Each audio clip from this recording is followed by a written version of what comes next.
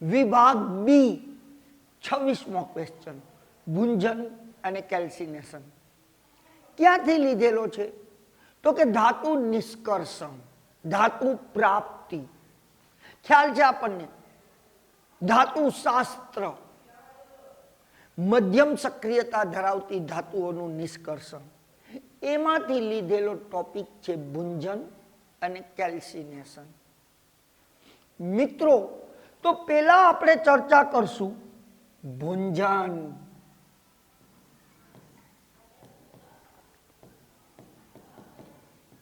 વ્યાખ્યા, ઉદાહરણ. ભુંજન, કેલ્સિનેશન, વ્યાખ્યા, ઉદાહરણ. મિત્રો, સલ્ફાઇડ યુક્ત, સલ્ફાઇડ યુક્ત કાચી ધાતુને વધુ માત્રામાં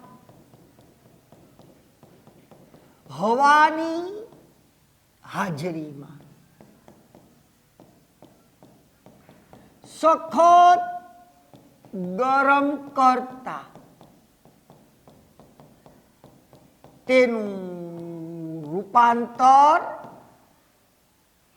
ધાતુ ઓક્સાઇડમાં થાય છે.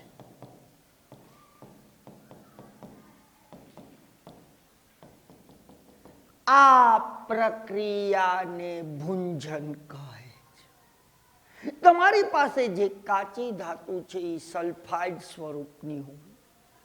તમને ખ્યાલ છે કે ધાતુના સલ્ફાઇડ સ્વરૂપમાંથી ધાતુ છૂટી પાડવી એના કરતા ધાતુના ઓક્સાઇડ સ્વરૂપમાંથી ધાતુ છૂટી પાડવી વધુ સરળ છે. એટલે પેલા તમારી પાસે જે ધાતુ સલ્ફાઇડ હતા એનું રૂપાંતર તમારે કરવું પડે ધાતુ ઓક્સાઇડમાં, ને એ જ પદ્ધતિને કહેવાય ભુંજન.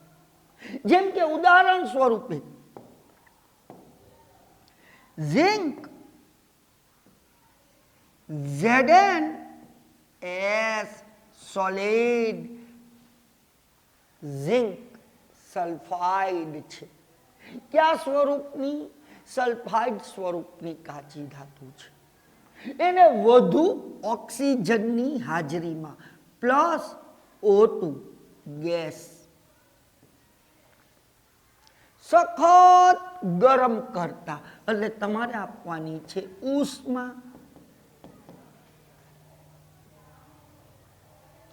એનું રૂપાંતર ધાતુ ઓક્સાઇડમાં, સલ્ફાઇડનું રૂપાંતર ઓક્સાઇડમાં, એટલે કે ZnO પ્લસ આ O2 S સાથે જોડાઈને બનાવશે SO2 સલ્ફર ડાયોક્સાઇડ વાયુ.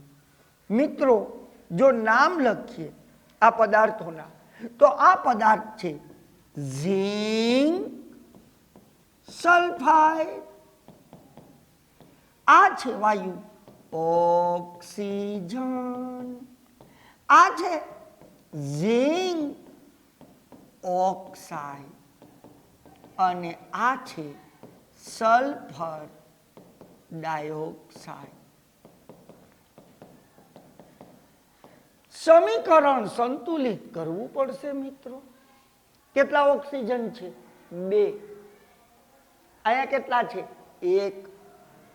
તો અહીંયા 2 મૂકી દો તો 2 ઓક્સિજન ને 2 ઓક્સિજન કેટલા થઈ ગયા? 4 ઓક્સિજન.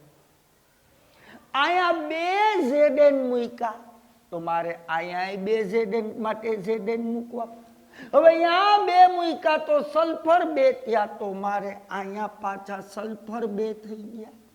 જોઈ લો જે ઓક્સિજન કેટલા થયા?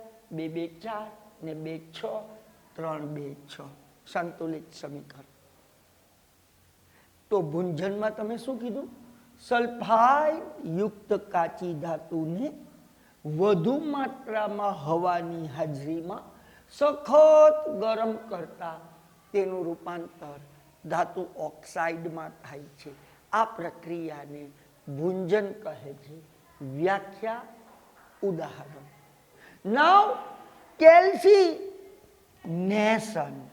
કેલ્સિનેશન.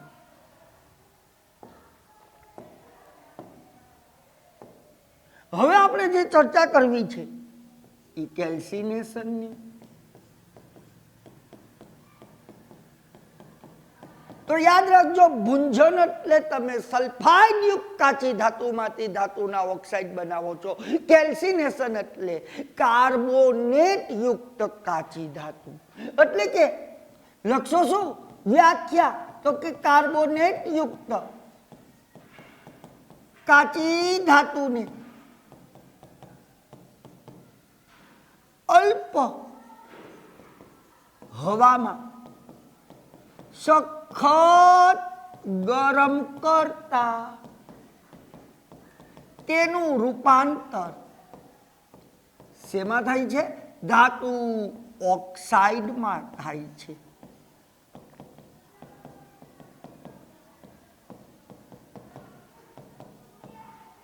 આ પ્રક્રિયાને કેલ્સિનેશન કહે છે. કાર્બોનેટનું રૂપાંતર ઓક્સાઇડમાં. જેમ કે ઉદાહરણ જોઈએ, આ છે ZnCO3 સોલિડ. કયો પદાર્થ? Zinc carbonate. શબ્દ જુઓ, કાર્બોનેટ યુક્ત કાચી ધાતુને ઝિંક કાર્બો અલ્પ હવામાં, ઓક્સિજન લેવાની જરૂર નથી, સીધું ગરમ કરો ઉષ્મા. એક ઓક્સિજન 3 માંથી ઝિંકને આપી દો, બની ગયો ZnO ઝિંક ઓક્સાઇડ. વૈધો કોણ? CO2 કાર્બન ડાયોક્સાઇડ વાયુ. કાર્બન ડાયોક્સાઇડ અને આપણી મહત્વની નિપજ બની ઝિંક ઓક્સાઇડ. સમીકરણ સંતુલિત કરવાની પણ જરૂર નથી. તમે જોઈ શકો છો, હતું આપણી પાસે કાર્બોનેટ સ્વરૂપ, તમે એનું રૂપાંતર કરી નાખ્યું ઓક્સાઇડ સ્વરૂપમાં. હવે તમારી પાસે ઓક્સાઇડ સ્વરૂપ છે, તો એમાંથી ધાતુ છૂટી પાડવી ઈઝી છે. તો આમાં માત્ર તમે લખી એક વ્યાખ્યા, એક ઉદાહરણ. તો ભૂંજન એટલે શું કર્યું? સલ્ફાઇડનું ઓક્સાઇડમાં રૂપાંતર. કેલ્સિનેશનમાં શું કર્યું? કાર્બોનેટનું ઓક્સાઇડમાં રૂપાંતર. બેયનું એક એક ઉદાહરણ. આભાર વિદ્યાર્થી.